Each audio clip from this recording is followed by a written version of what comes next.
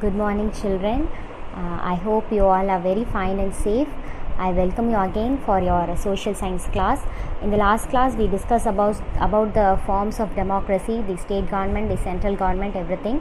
And today in history, we are going to see about the ancient civilization. So now we are living in a very civilized country.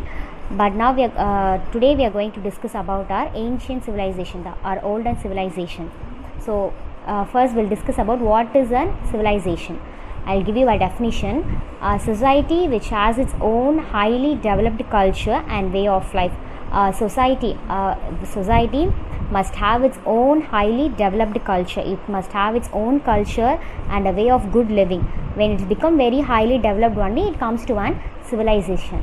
So let us see about many civilizations, about our Egyptian civilization, Mesopotamian civilization, Chinese civilization and Indus civilization. First we'll discuss about the Egyptian civilization. So I'll just go through the paragraph. As one of the oldest civilization, the Egyptian civilization is known for its monumental architecture, agriculture, art, science and craft at a very early age. So Egyptian civilization is well known for architecture. We have seen many things already. You might have known about the mummies, pyramids, all are well known for the Egyptian civilization. So we'll discuss all about in this chapter. First we'll see about the geography. Egypt lies in the northeastern corner of the African continent. So it is in the African continent. We have 7 continents in the world, right? So it is in the African continent. It is bounded by the Red Sea on the east and the Mediterranean Sea in the north. So it is covered, it is around the Red Sea and the Mediterranean Sea. Egypt is irrigated by River Nile, which originates in Lake River Victoria in the south and flows into the Mediterranean Sea in the north. So Egypt, agriculture is done by the Nile River. So the Nile River, it originates from Lake Victoria in the south and flows into the Mediterranean Sea. Okay. The Egyptian civilization depended solely upon the flow of Nile River and hence Egypt is called the gift of Nile. So Egyptian civilization is only depend upon the Nile River for its agriculture. So no other source is there. It depends only on the Nile River and hence it is called the gift of Nile. So Nile River is called a very good gift for the Egyptian people. The Nile also served as a means of transport. So this river only used for transportation also. Through this only they'll transport all these things. So trade and agriculture, everything is possible due to this river only. The Nile Valley is very rich and fertile as a river deposits fresh alluvium every year. So it is very rich and fertile and it is very useful for agriculture, trade and everything. So it makes the country a very rich one. Okay, now we'll see about pharaoh, society and administration. So how about the administration? The Egyptian king was known as pharaoh. So like today we see King James 1, James 2, like bishop also we have some series, right? 1, 2 till 14, 13 also. So like that in pharaoh's period, in the Egyptian they have pharaohs. The kings are called pharaoh. So pharaoh 1, pharaoh 2 we have in series. So they are called as pharaohs. The Egyptian king was known as the pharaoh. The people treated pharaoh as a divine form. So they considered him as a god. Whatever respect, whatever patriotic they'll have on the god, everything they'll give for the king, pharaoh king. Under the pharaoh, they were a hierarchy of officials including viziers. So these viziers, they are the governors of the provinces. For each province, for each territory, they have certain governors, tax collectors, mayors, some ministers. Today we have some ministers, right? So in that period, they have people called viziers. They are the high officials they use for administration. So they are under the pharaoh, control of the pharaoh. The Egyptians were believed in life after death. So they were believing in life after death also. That is why they built many mummies also. You all heard about mummies, right? So they preserve dead body and that is called mummy. The Egyptian has a tradition of preserving the dead bodies using natron salt. So they preserved the dead bodies using salt and sodium carbonate. This preservation The art of preserving the dead body is known as mummification. Okay, so this is the definition for that. Pyramids and tombs were built to preserve the body of pharaohs. So for high official people, for kings and all, they built pyramids and tombs to preserve some officials, some highly people. Now we'll see about the agriculture and trade in the Egyptian country. The Egyptian cultivated wheat, barley, millets, vegetables, fruit, papyrus and cotton. So the Egyptians were well known for the cultivation of wheat, barley, millets, and as we do now, vegetables and fruits, and papyrus. Papyrus is a Egyptian leaf of a plant. Okay, it comes from the plant called papyrus, a kind of reed. Reed means a small plant. Okay, it grow near the bank of Nile. So from this only the word paper has derived. So I'll give the definition. The word paper comes from papyrus. The Egyptians wrote on the leaves of a plant called papyrus, a kind of reed which grown on the banks of Nile. So it is very special for them. It grows only in the bank of Nile. So from that only the word paper has been derived. The Egyptian domesticated cattle, sheep, goat and pigs and hunted wild animals. They had pets such as dogs, cats and monkeys. So they domesticated cattle, sheep, as we do today also. They domesticated all these things, and also they had pet animals, dogs, cats and monkeys too. But we don't have the habit of having monkeys and all, but Egyptians had it as an. Now we'll see about the art and architecture in Egypt. The Egyptian excelled in art and architecture. Their writing is also known as form of art. Numerous sculptures, paintings and carvings attest to the artistic skills of Egyptians. So they were very much excelled in art and architecture. So when we see all the pictures in the Google, when you search in Google also, you'll get lot of images related to the Egyptian monuments, their art, architecture, everything. You'll get all those things. So they had numerous sculptures. Today also in Mahamalapuram we have many paintings, sculptures, right? So as like that, Egyptians also very famous for that.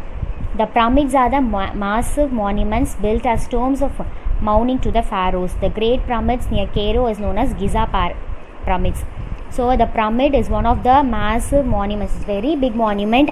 It is the pyramids are considered to be the one of the 7 wonders in the world, right? So it is very big and great monument. It is built for the mourning to the pharaohs, because when the king died, the whole country will be affected, right? The whole country will feel for him. That is why they are building a very big tombs for the pharaohs, for the kings. So the great pyramid, it's near Cairo. It's known as Giza pyramid. Next we'll see about the religion which is practiced in the Egypt.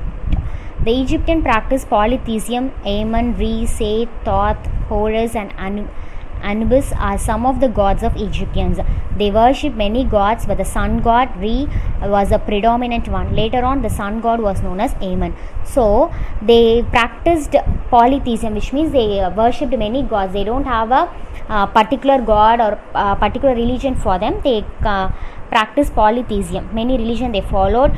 They worship the gods like Amun, Seth, Thoth, Horus. These are the gods' names. Okay, so also they predominantly, mainly they worshipped the sun god. Okay, named as Re, and later on the sun god was known as Amun. Next we'll see about the philosophy, science and literature in Egypt. The Egyptian civilization excelled in science, literature, philosophy, astronomy, mathematics and the measurement systems. Sundial, water clock and glass were developed by the Egyptians.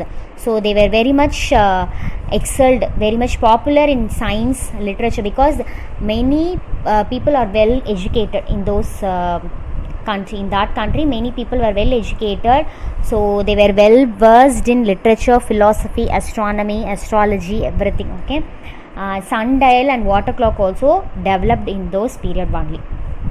Next we'll see about the writing system. So how writing has been developed in that period in the Egypt country. The Egyptians are well known for their writing system, so they were very well known for their writing system also. Their form of writing is known as hieroglyphic. The form of writing of the Egyptians are called hieroglyphic. It was used in the inscriptions on seals and other objects. So to write on the seals, to some main objects and all, they used this system only, hieroglyphic. It was developed around 3000 BC and many texts and books were written using this script. So using this method only, many books and texts were written in those period. So now all these things have been displayed in the British Museum, London. If you get a chance to visit London or any museum, you can see all these things. Okay, next we are going to see about the Chinese civilization, our neighborhood country. We'll see about how they become civilized, how they grown day by day, period by period. Okay, the China has two major rivers. One is known as Huanghe and the other is known as Yangtze River. So they have two major rivers which is very much used for their trade, agriculture, civilization, everything. So the name is Huanghe. Okay, that is also known as Yellow River, and the other one is known as Yangtze River. So the Yellow River is known as the sorrow of China since it changed its course and caused frequent floods. So this Huanghe River, it is called as the sorrow of China. Sorrow means grievance. Okay, it gives lot of troubles to them because frequent floods were caused by this river. So it is called sorrow of China. Next we'll see about the emperors. Shi Huangdi, which means the first emperor, founded the Qin dynasty. Qin is also known as Qin dynasty. So Shi Huangdi, he is the founder of the Qin dynasty. The emperor had the title Son of Heaven. So he has got a title named Son of Heaven. Okay, he is considered to be the son from heaven. He is considered to be the first emperor in China. The period between 221 and 206 BC is known for the imperial era in China. So he is considered to be the first emperor in China. His period is between 221 BC before Christ and till 206, nearly 15 to 20 years he was ruling the country. He conquered other principalities in 221 BC and remained the emperor till 212 BC. So in his period he has conquered many countries and defeated many countries also. He defeated many lords and established a very strong empire. So Shi Huangdi destroyed the walled fortification of other different states and constructed the Great Wall of China to protect the empire from invading nomadic people. So he is a person who has built the Great Wall of China. It is also considered to be the one of the 7 wonders in the world, right? Till it is considered as like that. So it was built in his period only. This Shi Huangdi, what he did is he has destroyed other walled fortification of other states. So to protect his country, he has paved a path. The Great Wall of China has constructed this one to protect the empire from invading nomadic people. These nomadic people, they travel from one place to another. They don't have a particular place to stay or do their trade or agriculture. They used to travel from one place to another. So to protect them, because when they travel, they'll go for other country, they'll occupy those countries, things and all. So to protect all these things, this king has built the Great Wall of China. He also builds road to integrate the empire. So to connect the empire throughout the states, he has constructed many roads also.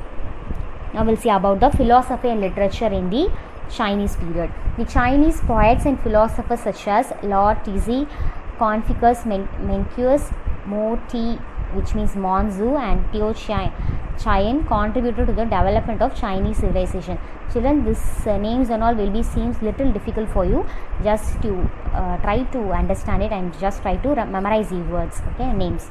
So these are the poets and philosophers who has contributed many things for the Chinese civilization. So we also in Tamil also we have many philosophers, right? Like Bharadiyar, Kannadasan, Bali. These are the Tamil poets who has contributed much for the literature and philosophy. So in like that, these are the poets and philosophers names who has contributed much for the development of Chinese civilization.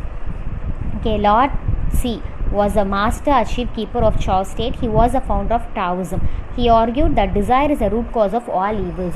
So he is one of the master who is the founder of a great thing called Taoism. It's a religion. So he said he has a strong argument that desire is the root cause of all evils, as Gautam Buddha says. So all the evil things started when we have a strong desire on something. So that is the same thing he is also telling. Desire is a root cause. When we have a very strong desire in something, that is the root cause. That is the main reason for all the troubles we face. Okay, this is a thing which is said by Confucius. Confucius was a famous among the Chinese philosophers. He was a political reformer also. So he is considered to be the political reformer. This Confucius is considered to be the political. He has said many things in the politicals, and many changes have been developed by him during his period. So he is considered to be the reformer. So he has a famous saying, right? If personal life is cultivated, family life is regulated, and once family life is regulated, national life is regulated. A very good saying, children, just listen to it. When we live a personal life in a proper way, okay, when we have a proper thing in our personal life, our family life would be regulated, our family happiness will be there, so it will be have a regulation. When a family is in a very good state, the national life, the whole society will be good, and the whole society makes a good nation. So this is what he says. Once again, I'll repeat it. If personal life is cultivated, family life is regulated, and once family life is regulated, our national life is regulated. This is what a famous saying by Confucius. So by all these good sayings only, he is considered to be the philosopher and political reformer. Next we'll see about the Chinese script. Chinese developed a writing system from an early time. So from a very early time itself, they started writing system. Initially it was pictographic. Initially they didn't write in any written forms. It was very mainly of pictures, and later they converted into symbol forms. Okay. Next we'll see about the contribution of Chinese civilization. So what are the things they contribute for the civilization? Writing system was improved, invention of paper. So paper was also invented during that period, those period only. Opening of Silk Road and invention of gunpowder. So these are the contribution of the Chinese civilization. Next we'll see about our Indus civilization. Okay, now we are going to see about Indus civilization. Indus civilization is also known as Harappan civilization, cover an area of over 1.5 million square kilometers in India and Pakistan. So Indus civilization, it is also known as Harappan civilization. It almost covers 1.5 million square kilometers in India as well as Pakistan, because before we get independence, we were accompanied with Pakistan only, Pakistan also with us only. So it almost covered 1.5 million square kilometers. Its main concentration is in the regions of Gujarat, Pakistan, Rajasthan and Haryana. So it mainly developed in the regions of Gujarat, Pakistan, Rajasthan and Haryana. Now we'll see about the planned towns in the Indus civilization. Harappa, it is from Punjab and Pakistan. Mohenjo-daro, Sindh and Pakistan. Kalibangan, it is from Rajasthan, India. Lothal, Gujarat.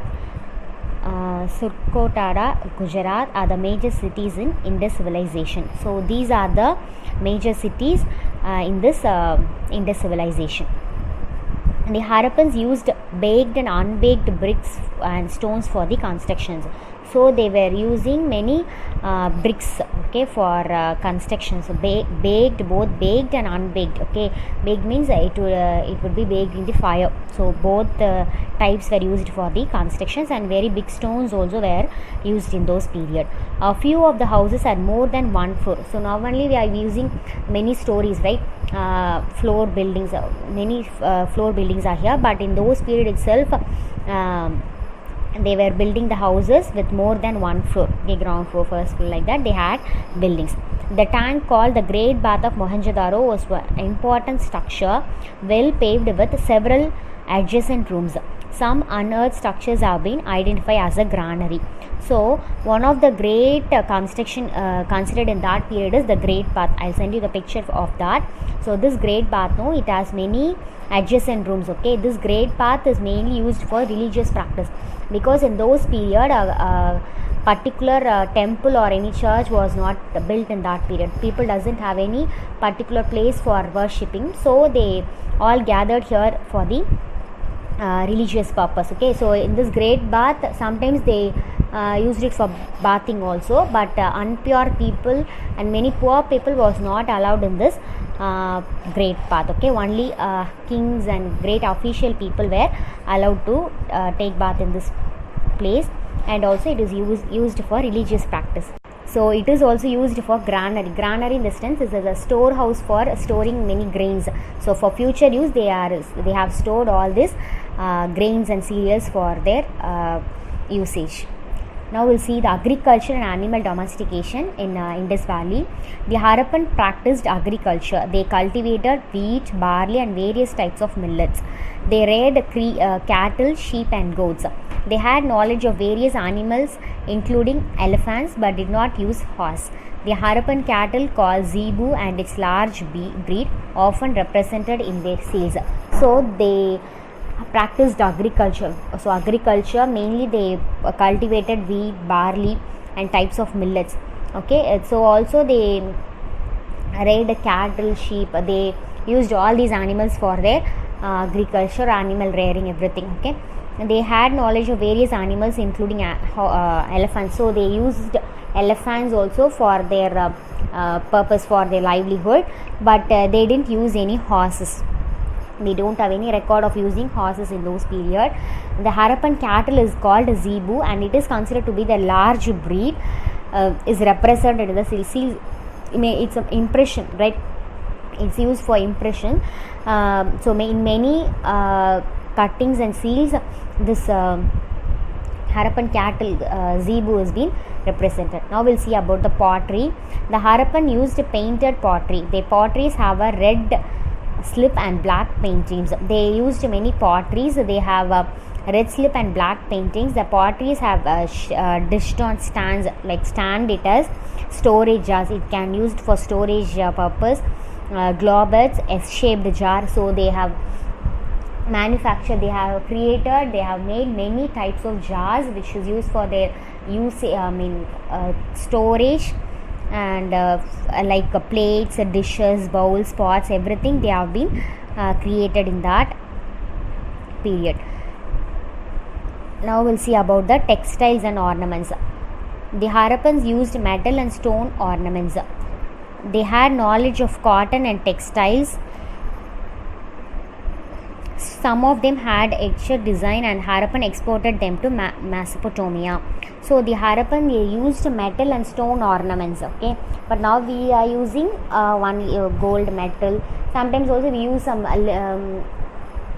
cloth material also for some ornaments, right? So in those period they have used metal and stone ornaments. They had knowledge of cotton and they were very flourished in silk textiles also, silk maids also. So some of them have been exported to Mesopotamia. So it has been exported to other countries also. Now we'll see about the weights and measures. The Harappans developed a system of proper weights and measures. They engaged in commercial transaction. They needed standard measures. So they had a very accurate measures for weights and measurements. So they, for commercial transactions, they were trading with other countries also. No? They were exporting, importing, all doing all these trade activities. So they had a very standard measurements. Next are religion. The Indus people had a close relationship with nature. They worshipped pipal trees. So they had a very close relationship with nature. Okay, they were closely related with. But now we have come far away from nature, right? We are not depending. We are dependent for the nature only, but we are not related in that India. But they had worshipped pipal trees. They worshipped pipal trees. Some of the terracotta figures resembled the mother goddess. So the mother goddess burials were done elaborately and evidence for cremation has also been found. So in this, when they do researches and also burials and evidence of cremation, okay, the burning, okay, has been found. Now next we are going to see about the decline of Indus culture. So the Indus culture was a well developed one, but how it has been declined, because already we have seen about Chinese culture and Egyptian civilization, but all that are still existing, that is in progress and still it is developing. But this Indus civilization has been declined. So we'll see what is the reason for that. The Indus civilization and its urban features started declining from 1900 BC. So changes in climate, decline of the trade with Mesopotamia, and drying up or flooding of the river, floods, foreign invasions are some of the reasons to the collapse of this civilization and for the migration of people in southern and eastern directions. It did not completely disappear, it continued as rural culture. So and this started destroying, becoming slow during the period of 1900 BC before Christ. The reasons are change in climate, because there were many changes in the climate, trade with because in those period they had a very good trade with Mesopotamia, but slowly it came down and drying up. Sometimes without rain the whole land became dry, and sometimes flood, due to heavy flood the culture has been destroyed, and foreign invasion. So many foreign invaders started coming to that place and started invading, and they were plundered everything. So these are the reasons for their decline. So in this chapter we have seen about civilization, and mainly about Chinese civilization, Egyptian civilization, and finally about the Indus civilization. So we'll get the notes also, just go through it, write it for one time and prepare well for the test also. Thank you children, I hope you all understood this. Thank you.